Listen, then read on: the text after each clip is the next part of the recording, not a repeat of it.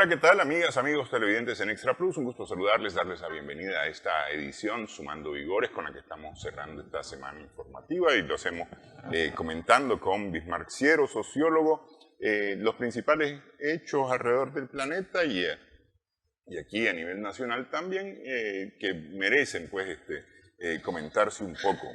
Saludos, Bismarck. Gracias, Néstor. Un saludo a la teleaudiencia y a la gente que nos monitorea en los diversos momentos que se pasa el programa. Y en las diversas plataformas, porque hay que recordar que nosotros también estamos en las redes sociales, estamos en YouTube. Este programa completo se transmite en YouTube. Si usted no lo miró en televisión, lo puede ver en YouTube. Así que hay oportunidades varias, no solamente porque este programa, este programa específicamente se transmite a las 7 de la noche del viernes, es decir, a la 1 de la tarde, a las 7 de la noche del viernes, se transmite el sábado y se transmite a las 7 de la mañana del lunes todavía. Fíjate que hay gente que me ha dicho que desayuna los sábados viendo el programa. Dice, por ejemplo, don Uriel Pierino, la misma doña Tania, dice, yo desayuno viendo el programa el sábado en la mañana. Son la catamal, su lecheaira, qué sé yo, y está viendo su programa. Sí. Se siente como más relajadita en la mañana. Sí, como más relajadita en la mañana. A veces sí, y en sábado, que a veces hay quienes no trabajan el sábado y tienen como más disposición de poder hacer cosas el sábado, ¿no? Porque en días de semana uno anda con el corre-corre y a las 7 de la mañana uno está a veces en el corre-corre, ¿no? Bueno, esta semana el presidente de Rusia, Vladimir Putin, se reunió, tuvo un encuentro con su par de China, Jinping, en China. Estuvo en China el presidente de Rusia, Vladimir Putin. Salió una anécdota, o de esta visita salió una anécdota tal vez cómica, ¿no? Que hubo un momento en que el presidente Putin hablaba y no le dejaba tiempo al traductor, al intérprete, ¿no? Para que fuera diciendo en chino lo que él iba diciendo en ruso, ¿no? Y entonces le llamaron la atención y le dijeron que le diera tiempo al intérprete. Y entonces se disculpó, públicamente se disculpó. Le dijo, lo que pasa es que me siento tan bien aquí, me siento como en casa que se me olvida que los chinos no hablan ruso, dice. Y dijo que éramos hermanos, dijo que eran hermanos. Pero la verdad es que resultó interesante la visita para estas dos potencias, ¿no? Porque acordaron mantener los lazos y los vínculos de las relaciones, no solamente políticas, sino también comerciales, estratégicas, incluso militares. En el caso de Ucrania, no solamente le agradeció Rusia o Putin al presidente Xi Jinping por el papel que ha tomado de no meterse mucho en el tema de Ucrania, pero de la misma forma le agradeció la iniciativa que tiene China para buscar una solución al tema de Ucrania, es decir, una negociación de paz en el tema de Ucrania. Los dos están amenazados por la misma, o tienen las mismas amenazas, pues, entonces condenaron la confiscación de bienes nacionales. De activos. Sí, pues, bienes y activos nacionales por parte de otros países, y demás. Pues, es decir, fue una visita muy productiva para las dos naciones. Es su segunda visita a China en 6 meses. Recordemos que viene de unas elecciones el presidente Putin y viene de la toma de posesión. Y su última visita, voy a decirlo así, antes de su último periodo fue a China. Y su primera visita, después del quinto mandato, es a China, en 75 años de relaciones que tienen Rusia y China. A pesar que habló, pues dijo algo sobre entre lluvia y nubarrones, pero habló 3 elementos que me gustaron a mí, que siempre se mantuvieron durante la visita: el respeto mutuo, la solidaridad y la soberanía de cada uno. Eso es un mensaje que vienen anunciando. Además, recordemos que están en los BRIC, además recordemos de que hablaron del mundo multipolar. Entonces, por encima de los valores de respeto mutuo, de solidaridad y de cooperación, por otro lado, hablan de multilateralidad. Me imagino que se referían bastante a los BRICS, sin decir BRIC, no lo mencionaron, pero se refería al mundo multipolar y los tres grandes temas, pues, o al menos los tres grandes temas que yo logré sacar de las entrevistas y todo, la parte comercial, meramente comercial, el intercambio comercial, y es abrumador en cuanto a cuando ve las cifras, pues y lo van a hacer en su moneda. La parte energética, que para China es clave, toda la energía que le puede proveer, y las inversiones mutuas. Sobre todo en un mundo donde se le está de moda de Occidente de tomar la mano de los activos ajenos. Esa inversión mutua da más que una seguridad, una garantía. Y ahí es donde cuando él dijo lo que somos hermanos, como me siento como hermano, me disparé y hablé 17 minutos sin darle chance al intérprete. Sí. Pero se refería a ese marco de confianza y de respeto en los temas de comercio, energía y la inversión mutua. Es clave la inversión mutua porque recordemos que con estos nuevos tiempos se daba el cuarto foro, creo que era, de China-Rusia, o sea, aprovecharon el evento ya para salir, que fue a la ciudad del hielo, Heilin se dice, y ahí inauguró toda la parte cultural rusa-china, porque hay una parte rusa con la frontera con China que yo he visto los rasgos físicos de algunos eslavos que parecieran chinos, ¿verdad? Pero porque me imagino que hace cientos de años o siglos. Eslavos que ya no son eslavos. Lo que pasa es que acuérdate que es tan vasto este país, Rusia, la Federación Rusa es tan grande,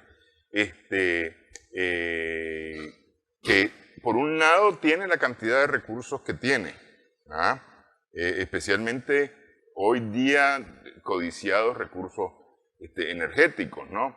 Pero además tiene cualquier cantidad de población, porque no es lo mismo alguien del oeste de Rusia que de la parte central, norte. O meridional.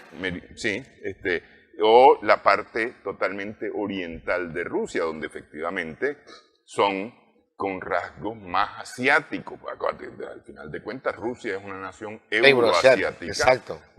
Se extiende prácticamente por todo el continente asiático, es decir, es como si el mapa fuera correcto y el norte estuviese arriba, sería como el techo de Asia. Rusia sería como el techo de Asia. Como la gran sombrilla. Sí. Fíjate que eso primero, el compromiso entre ambas y el documento que cuando lo firmaban y hablaban, yo observé mucho esa parte, ese protocolo, ¿verdad? De las banderas, las flores, se intercambian los documentos, después empiezan a hablar y empiezan a salir al ratito. Y ese elemento, ¿cómo inicia? Primero, respeto mutuo, pues. O sea, no voy a imponerme, ni vos te vas a imponer que es sabio, digo, no sé si esa palabra sería sabio, o en estos tiempos de invasiones, en estos tiempos de avallazamiento de Occidente, de querer ir por su fuerza, el primer pilar es el respeto mutuo como principio fundamental de las relaciones y que se van a apoyar en los intereses fundamentales que tengan ambas. Luego viene toda la parte que tiene que ver con la cooperación mutua. Se destaca que en el 2023 son 240.000 millones de dólares o el equivalente, que es casi 2.7 hasta hace apenas una década, en el 2014. Hago la relación a una década, 2014, que es cuando inició todo el problema con Occidente y Ucrania, que ellos lo mencionaron.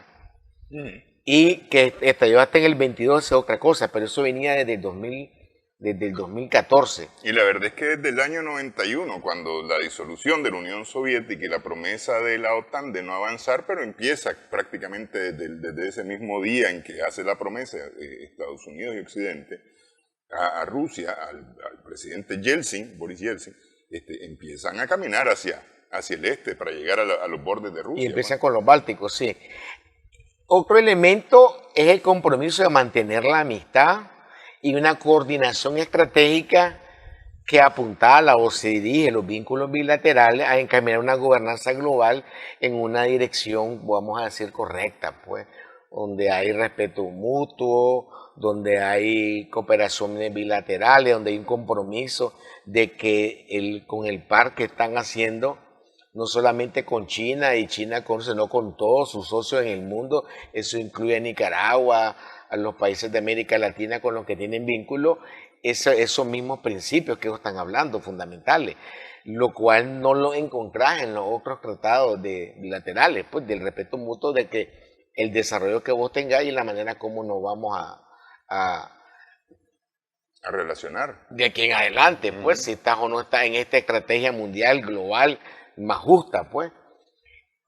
El presidente chino, por cierto, lo miré más alto que Putin, pensé que era casi Luis Botavalla, pero me gustó cuando habló de la declaración conjunta que la están firmando, que él hace estrategia integral y dice de la nueva era.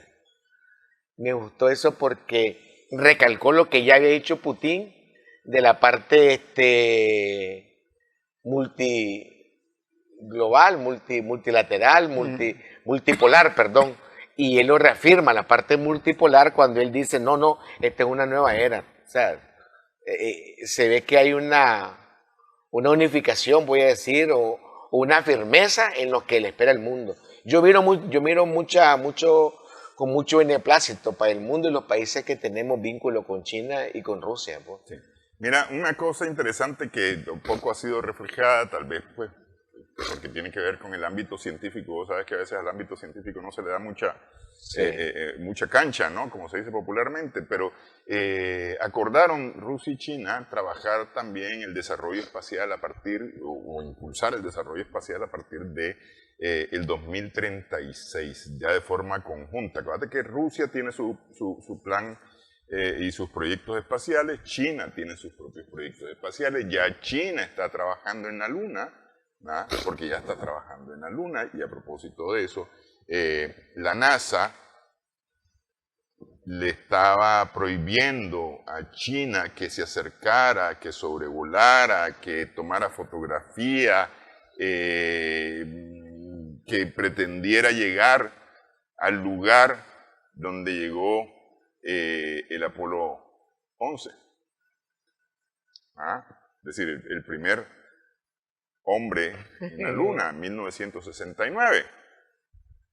Porque los chinos aparentemente empezaron a decir que habían sobrevolado la zona, es decir, antes de alunizar, que habían enviado sondas, que los rovers de exploración habían estado cerca de la zona y que no habían encontrado vestigios de ningún alunizaje. Entonces, además, por supuesto, ya tenés todas las teorías conspiracionistas de que el hombre nunca ha llegado a la Luna.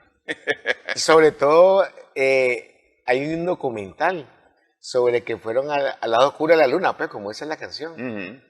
Y hay una imagen de unos cráteres del lado oscuro de la Luna, pues, que eso es una cuestión física que creo que aquí ya voy a lo explicado. Claro, es que el lado oscuro de la Luna no está al lado oscuro, lo que pasa es que nosotros nunca lo vemos. Exactamente. Ese es el asunto, ese es el lado de la Luna. Aquí es una explicación, ¿cómo se llama el ingeniero? David Castillo. Sí, es una explicación que eso... y es el área de la Luna que está más golpeada además por la cantidad de asteroides, porque hay que recordar que la Luna es como una especie de escudo de alguna u otra forma para nosotros y nos ha defendido de cualquier cantidad de asteroides. Hablaba de una cantidad X. Nuevamente voltea a ver la cantidad de cráteres que tiene y ya está, ya te das cuenta ahí de cómo ha recibido golpe la Luna por nosotros, ¿no? Pero bueno, está eso también, el acuerdo para iniciar el proceso de expansión hacia la Luna después del 2036. Hacemos pausa en esta edición, estamos sumando vigores en Cerros.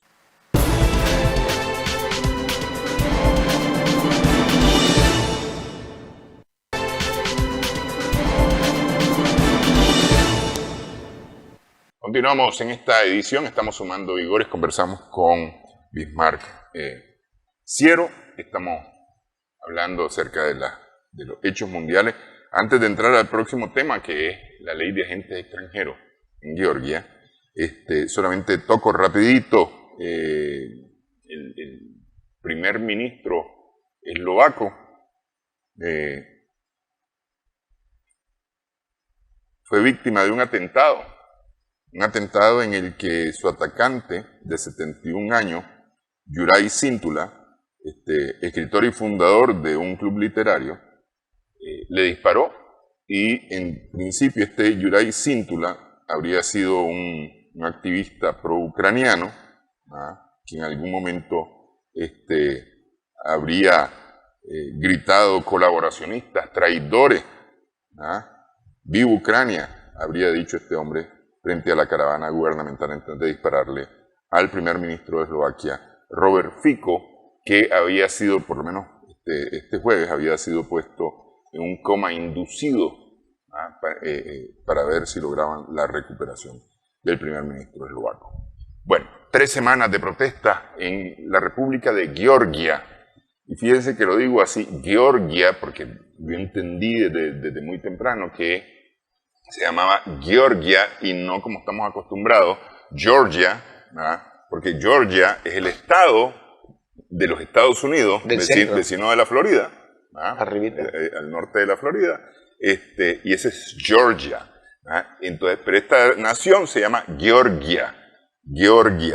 Es una nación de la antigua Unión de Repúblicas Socialistas Soviética. Es más, el canciller Shevardnadze, que era el canciller del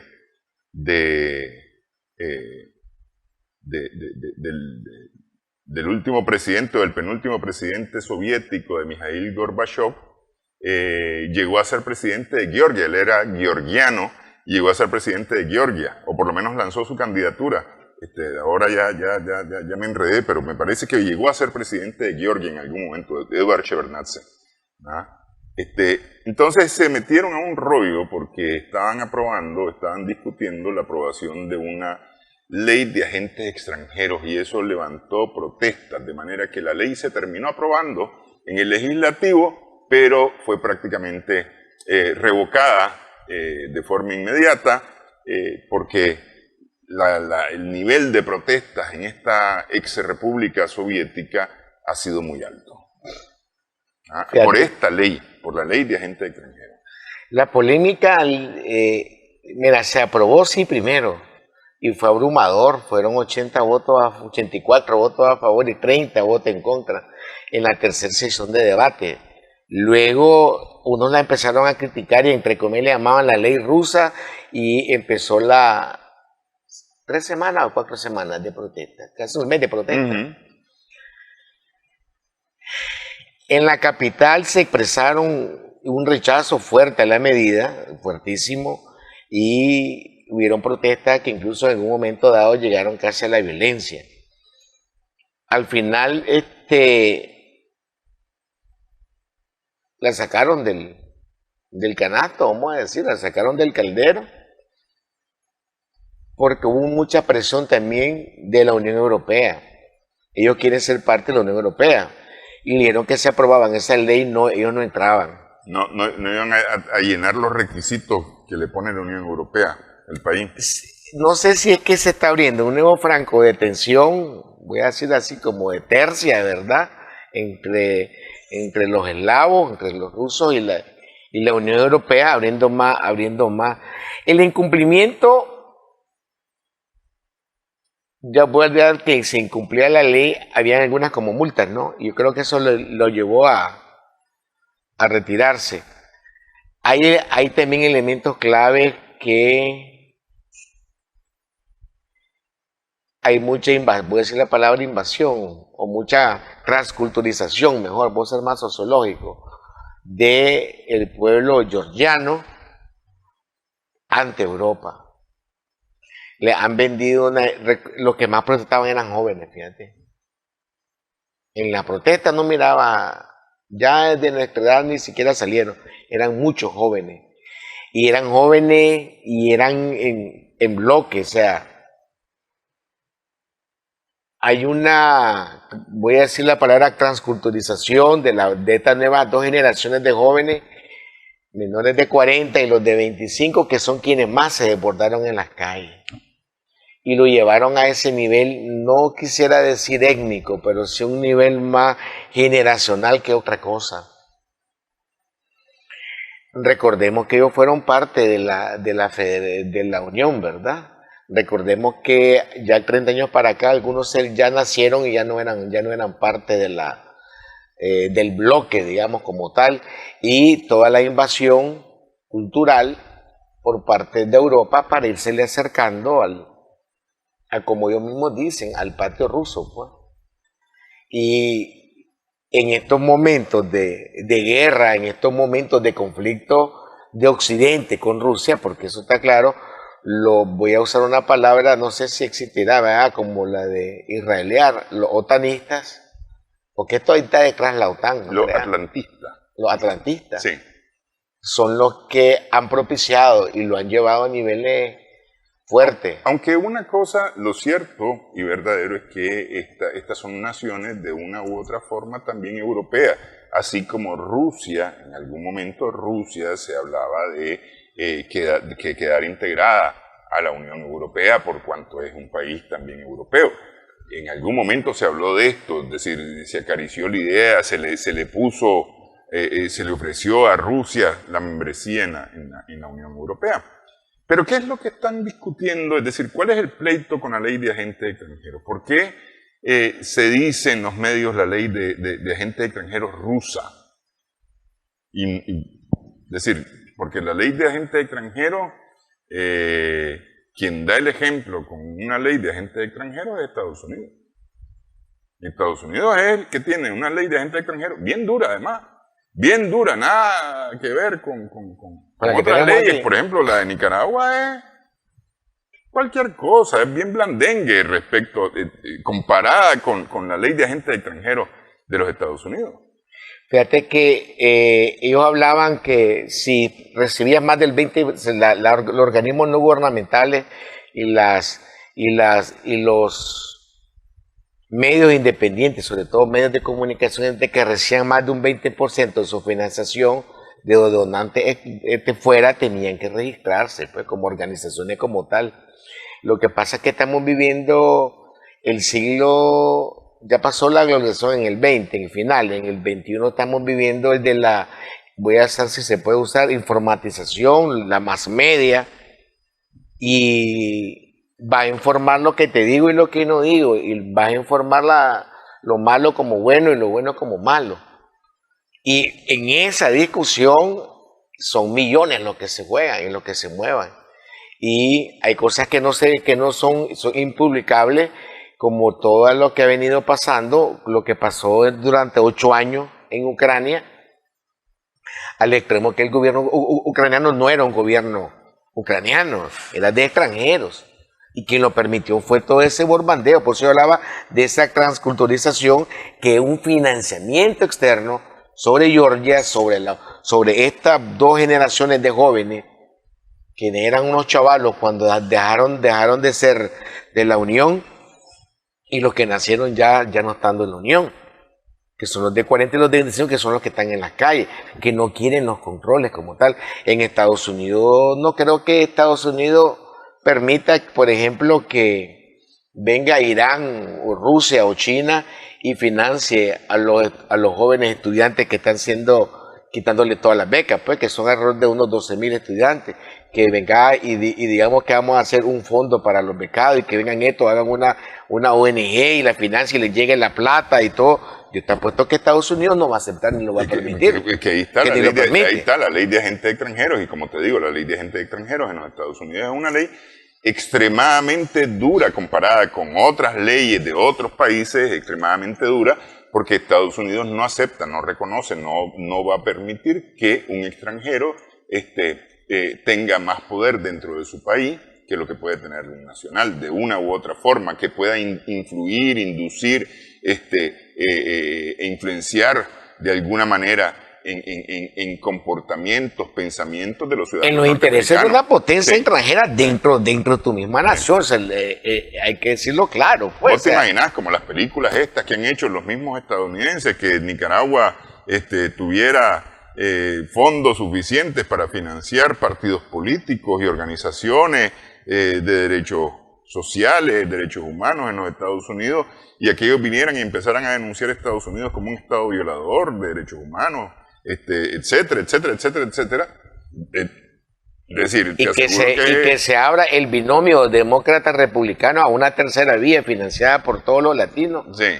Entonces, eso sería escandaloso en los Estados Unidos, es decir, creo que les iría feo. Penas durísimas para todos los involucrados, pues según la misma ley que actualmente existe y está vigente en los Estados Unidos, la ley de agentes extranjeros que está vigente en Estados Unidos. Recuerdo no hace mucho cuando vino la subsecretaria, ¿cómo se llama? La comandante militar que han dado. La jefa del Comando Sur, la general Richardson. Estuvo primero en Ecuador y después vino hace poco a Guatemala. Guatemala, sí. Y que Bukele, no es tanto de mi emoción, pero Bukele se suave, le dice, aquí no me venga que la que habló de la ONG y los medios de comunicación financiados desde el extranjero por ello, o sea, que se fueran calmando. Y lo pusieron como casi como no grato, pues diplomáticamente, que así le dicen de que tenga cuidado y que él tiene activo en la Florida y cuidado se lo quitan, pues. Y que no es ningún secreto que Bukele viajaba a los fines de semana a su residencia que tenía en la Florida. Ya tiene un par de años que no sé si es que llega muy poco o le da algún miedito. Sí. Que tiene que ver con eso, porque él fue uno de los que dijo, pues, o sea, aquí no más cerca, pues, para neta ya, lo de la ley de agentes extranjeros. Claro, y vuelvo a la República de Georgia. Algunos medios están advirtiendo que podríamos estar viendo en Georgia un nuevo Euromaidán. Porque y fíjate qué cosa, porque como vos decís, hay una transculturización, sí, pero además Occidente está alentando las protestas, está alentando este movimiento, un movimiento que podría terminar como en el 2014 con un golpe de Estado. Así como hubo un golpe de Estado en Ucrania, un golpe de Estado en Georgia. No está largo de que eso ocurra, pues, es decir, y ocupar la discusión de esta ley de agentes extranjeros como el pretexto para llegar a ese punto. Son cosas que pueden ocurrir. Claro. Sí. Recordemos que lo más duro en aplicar la ley de agentes extranjeros son Estados Unidos, ¿no? O sea, eso no les gusta cuando se las aplican a ellos. Sí, no les gusta. De ellos sí, pero no dejan que otro aplique. Vamos a hacer pausa en esta edición. Estamos sumando Vigores en Extra Plus.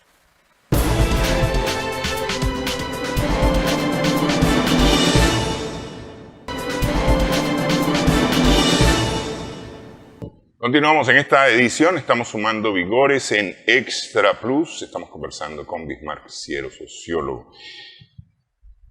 Las elecciones más largas, maratónica, más largas y más grandes, 960 millones de personas involucradas, 960 millones de personas, 970 millones de personas involucradas de 1.400 millones, que es la población de la India, ¿no? 1.400 millones y 970 millones de personas están involucradas en elección, es decir, participan como electores, tienen derecho al voto en la India. 960 millones de personas. Es decir, a ver, aquí nos pegamos unas enredadas de al mi vida. Aquí en Nicaragua nos pegamos una enredada de al mi vida. Con 3, 4 millones de votantes. Es decir, se nos complica la vida. Ahora vos te imaginás 970 millones de votantes. Entonces, entre el 1 de junio, del 19 de abril al 1 de junio, desde el 19 de abril hasta el 1 de junio, se están votando 543 circunscripciones electorales para elegir a los miembros de la Cámara Baja del Legislativo, el Lok Sabha. Las elecciones más largas y más numerosas, incluso más largas que el de la India en el 2019, hace 5 años. La misma India hace 5 años no tuvo unas elecciones tan largas como son estas. Fíjate que hay 3 cosas que quiero destacar. De los 970 millones, 490 y algo son hombres, 470 y pico son mujeres. De las elecciones del 19 a la fecha se agregan 20 millones de jóvenes. De esos 20 millones de nuevos votantes, estás hablando que hay 12 millones de mujeres y 8 millones de varones. Primera vez que pasa eso. Dando datos, pues nada más. Y los gastos electorales son, solo para darte una idea, son más de 1.25 millones de establecimientos para ejercer el voto. 19 al 19 de mayo al 19, son 7 semanas. ¿Cuánto tiempo irán a pasar en el reconteo, en el conteo, en el recuento? No, es rapidísimo, porque mira, el 1 de junio concluye el proceso electoral. El 1 de junio. Y el 4 de junio se anuncian los resultados. El 4 de junio tienen que decir quién ganó. Es decir, 3 días. 3 días para anunciar los resultados.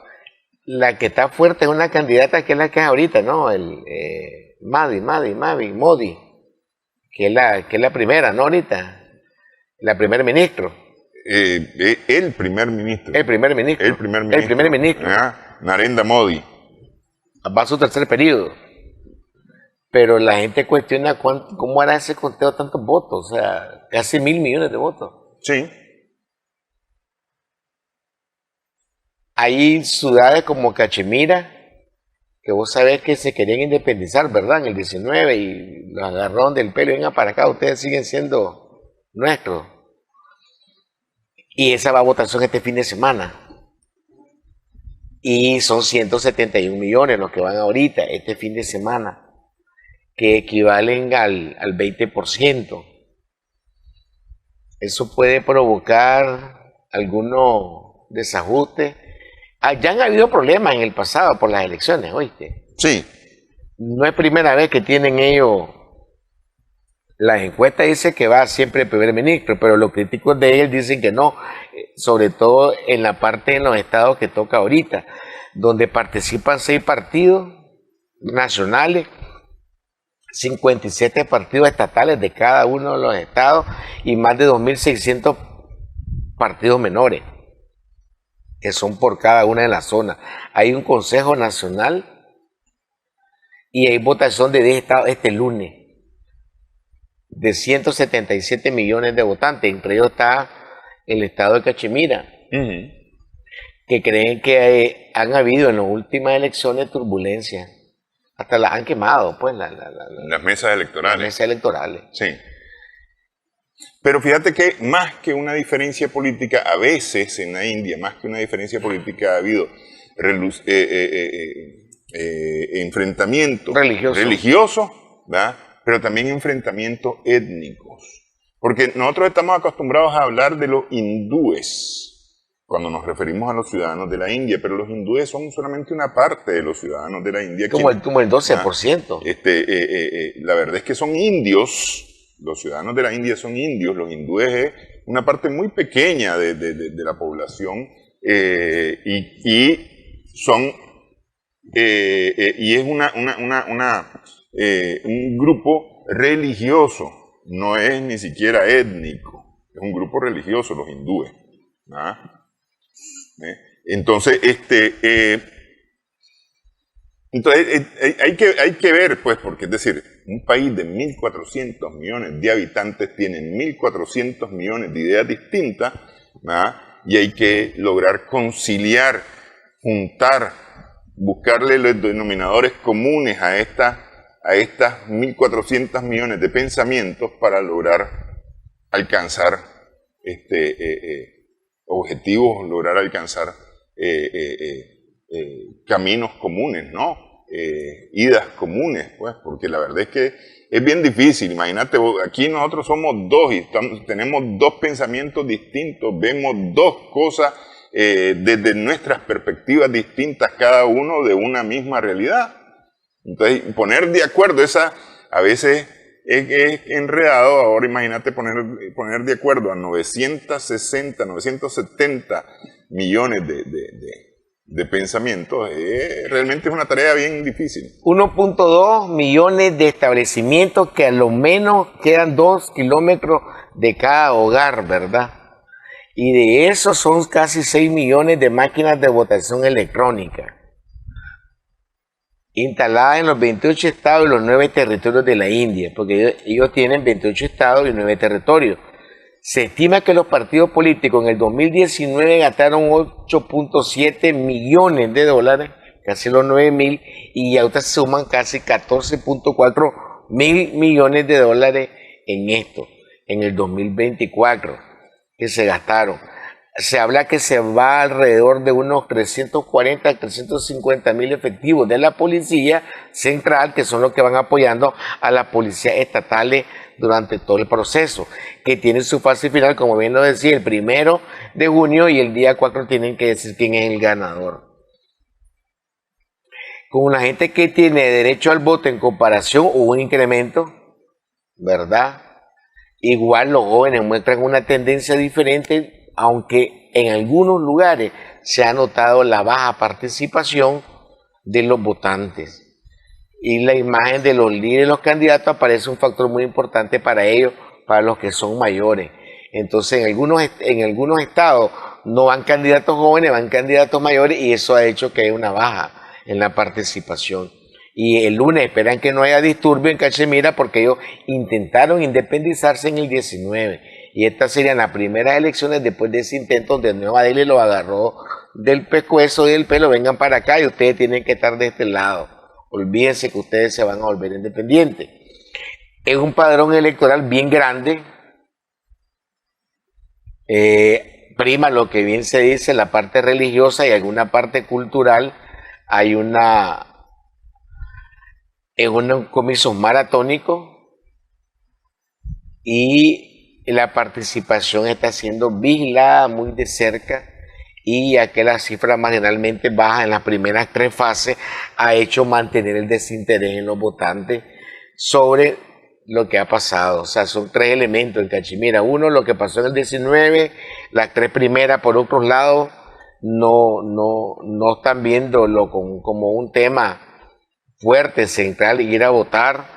Hay como un desánimo, pues recordemos que ahí tuvieron algunos inconvenientes en el 19, y eso lo hará. En los otros estados que están pendientes para este lunes, Andhra Pradesh, Odisha, que son conocidos, y Telangana parece que no, porque son casi 200 millones los que votan ahorita, el 20% en estos 4 estados.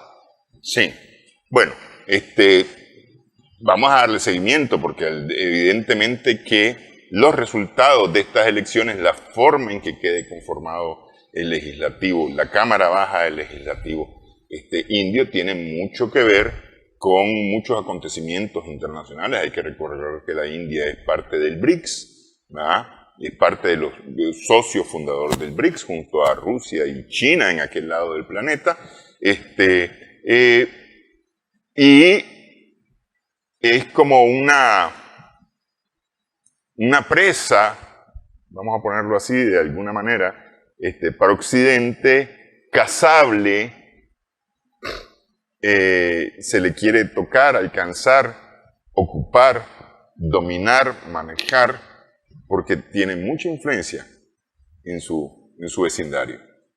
Es la península más grande de Asia, y por ahí, por su costa, pasa no sé si 1/3 casi del comercio mundial. Sí, sí.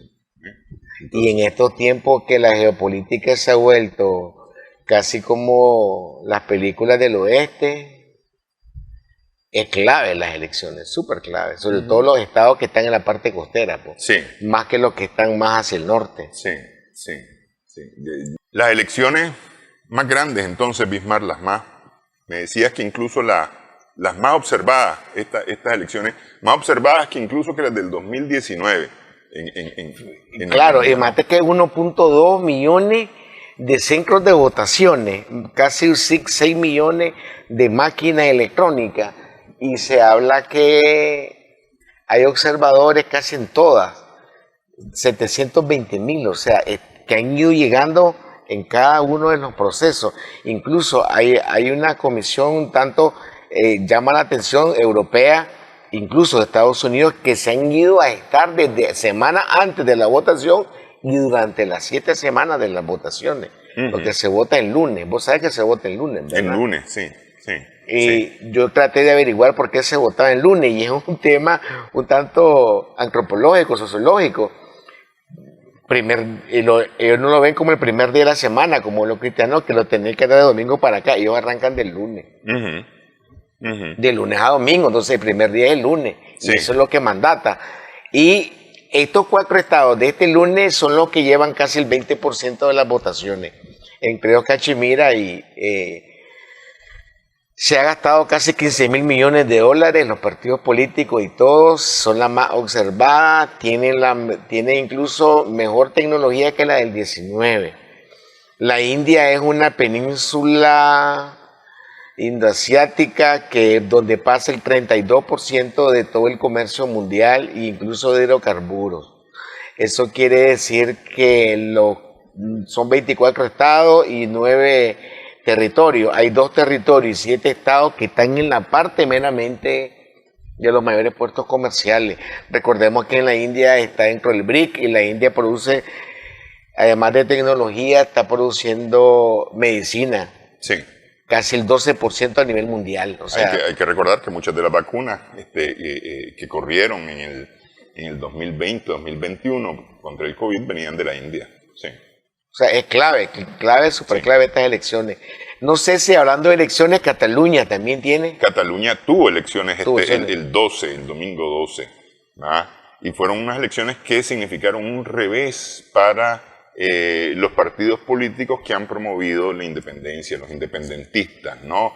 Fue un revés por cuanto perdieron la mayoría que tenían en el legislativo. Hay que recordar que los gobiernos en España son básicamente gobiernos legislativos. El presidente de España, por ejemplo, es nombrado, electo dentro del legislativo por los representantes que están en el legislativo, y lo mismo ocurre en las autonomías, ¿no? En este caso, la autonomía catalana, que elige a sus propios representantes, elige a su gobernador, digamos, al presidente de la Cataluña a través del legislativo. Y allí en el legislativo perdió la mayoría los grupos independentistas, de manera que de 74 bajaron a 61, se quedaron 7 abajo de la mayoría simple necesaria para tomar decisiones importantes. Y sin embargo, Puigdemont, que es de Junts por el Cambio, ¿verdad?, que es uno de los partidos independentistas, dijo que iba a llegar a la investidura porque él va a ser investido, según él, aún sin tener la mayoría, va a ser investido. Quien ganó la mayoría en estas elecciones fueron los socialistas. Perdón, no ganó la mayoría. El ganador de estas elecciones, porque mejoró notablemente sus posiciones, es el Partido Socialista Catalán. Que marcaba en las encuestas, ¿no? Que marcaba en las encuestas, sí. Pero el líder independentista, Charles, pero es que es raro. Recordamos que aquí analizamos todo lo de España y cómo Sánchez llegó a la presidencia aunque no tenía la mayoría de votos. Sí. Eran 135 escaños los que estaban en juego, solo lograron 61, necesitaban 68, ¿sí? Más 69, 7, 8 menos que lo que necesitaban para lograr. Esa parte de la cuestión independentista lleva ya sus buenos años en España.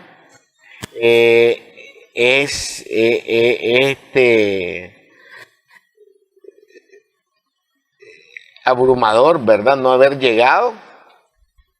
Esperemos que pasen estas negociaciones, pues, para ver si llega. Aquí una cosa que queda en pendiente y queda ahí para verse es el tema de la polémica ley de amnistía que se discutía en Madrid, que tenía que ver justamente con el perdón a quienes desde el Reino de Madrid se había acusado de traición y demás, y de ser separatista, por aquellos intentos de Cataluña de su independencia, ¿no? Es decir, de aquellos líderes políticos que participaron en los intentos de independencia desde convocar a un referéndum sin el permiso de España, convocar a un referéndum a los catalanes si querían o no continuar siendo españoles, o querían irse por la independencia, los que participaron en el referéndum, los que participaron en las elecciones posteriores, los que declararon la independencia, porque hubo un momento en que se declaró la independencia durante al menos un par de horas. Todos esos involucrados fueron detenidos, están en la cárcel, incluso el presidente catalán está en la cárcel, el que era presidente catalán en aquel momento está en la cárcel, acusado de haber violado la Constitución de España. Entonces hay ahora una ley como parte de las negociaciones políticas para que Pedro Sánchez, que no tenía la mayoría de los votos populares, lograra ser electo el presidente en el legislativo sin tener todos los votos populares de su lado, insisto, se negoció con los independentistas para una ley de amnistía, que permitiera que todos estos líderes pudieran ser liberados, a cambio de los apoyos para el Partido Socialista Obrero Español, para el PSOE, y que Sánchez pudiera ser electo presidente. ¿Cómo va a quedar este tema tras la derrota de los independentistas en Cataluña? Es ahí la gran pregunta. ¿Va a mantener su palabra Pedro Sánchez y va a continuar impulsando esa ley de amnistía? Esperemos. Esperemos. Lo que pasa es que son políticos, ¿sabes? Que a veces eso son intereses que valen o no valen para X o para Y. Vamos a hacer pausa nuevamente en esta edición. Estamos sumando vigores en Extra Plus.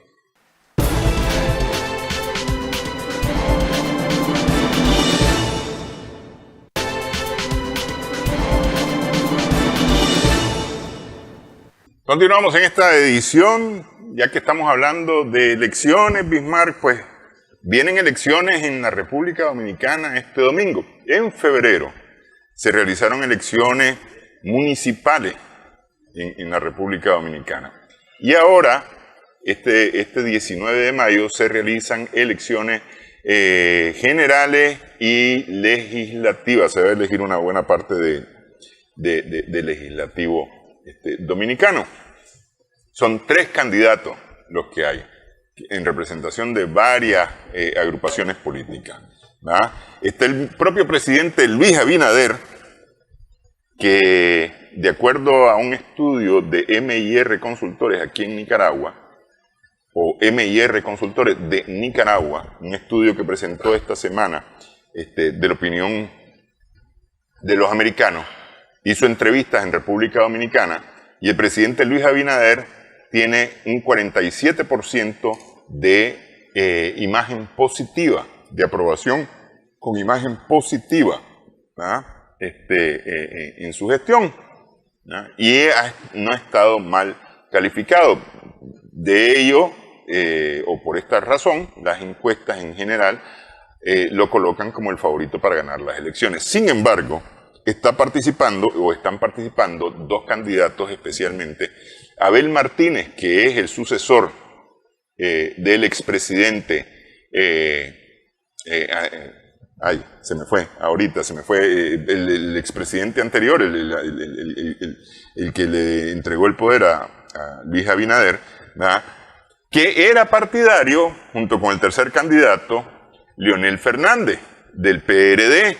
Y entonces Abel Martínez ahora es representante por el PLD, el Partido de la Liberación Dominicana, y el Frente del Pueblo, que es representado por el expresidente Leonel Fernández en este momento. Esos son los 3 candidatos. Aparentemente Abel Martínez sería el segundo favorito y los partidarios del PLD creen que podría producirse, es decir, que el presidente Abinader no gane en primera vuelta y podría producirse una segunda vuelta en la que Abel Martínez podría ganar esta elección. Recordemos que Fernández estuvo primero y perdió. Sí, así es. Ante Martínez. No creo que ganen en primera vuelta. Recordemos que Dominicana con es que cuando yo veo el fenómeno Dominicana no puedo desligarlo que está en una isla y a la par tiene a Haití y todo ese conflicto que existe en esa frontera y que no debe ser fácil, para los dominicanos ese elemento o sea, son unas elecciones donde ayer cerraban, ¿verdad? Jueves a las 6 de la tarde, la campaña. Sí, a ver, ayer cerró la campaña electoral, el jueves cerró la campaña electoral, Sí, ya hoy están en silencio electoral. Están en silencio electoral y que han multiplicado todos sus últimos actos de cierre de campaña y no se ve como un virtual ganador el presidente para reelegirse. No creen que llegue al 50 más 1 y tendría que haber segunda vuelta. Y se cree que en segunda vuelta ganaría Abel Martínez. Sí. Y tiene bastantes probabilidades, debido a que no ha hecho mal gobierno, pero el hecho que le haya ganado a Abel en la primaria a Leonel Fernández, que es un político reconocido, sería su cuarto mandato, le da mayor fuerza. Recordemos que el partido de Fernández es como no hay que montarse y se montó en ese burro, pues. Yo lo veo de esa manera para ser candidato. Y tampoco tiene la cantidad de votos necesario. Recordemos que él viene de la Cámara de Diputados, viene de ser diputado. Alcalde también, Abel. Sí, diputado, alcalde, claro. Y no sé si tuvo algún cargo en su momento. En el caso de la migración haitiana, que es clave en las elecciones dominicanas. Ese tal vez sería como el punto más candente de las agendas, ¿no? ¿Qué hacer con los haitianos? De por sí en la dominicana ha habido una histórica, mala relación con Haití, no sé si es por el francés, pero ha habido una mala relación con Haití, y eso es histórico, no es de este momento. Entonces, se habla hasta de 1 millón de haitianos, medio millón ilegales y medio millón legales, y se habla que es fuertísimo, pues. O sea, los niveles de violencia que se viven en esa frontera es fuertísimo, pues. Y no solamente en la frontera, es decir, en la República Dominicana en este momento hay muchos haitianos, efectivamente, que están realizando las labores justamente que realizan los migrantes en lo general, que son las labores que los nacionales a veces no quieren hacer, de las tareas más duras. Están en el tema de la construcción, están en el tema de la producción, en el campo, pero además están ocupando ya algunos otros lugares, por ejemplo, dependientes de tiendas, meseros, en restaurantes, etcétera, ¿no? Fue el tema principal en el cierre, en el debate presidencial, y los tres hablaban de la deportación, pues, de la cuestión ilegal. Sí. Esperemos que transcurra tranquilo, pues. Sí, vamos a ver qué resultan de estas elecciones. Domingo 19 elecciones presidenciales y legislativas en República Dominicana. Gracias, Bismarck. No sé si te vas a despedir de tu fan. No, ya lo hicimos en la entrada, pero siempre le mandamos un saludo a la gente que nos saluda en los diversos lugares y sectores, ¿verdad? Gracias. Ok. Gracias a nuestras amigas, amigos televidentes también por su sintonía en esta edición Sumando Vigores en Extra Plus.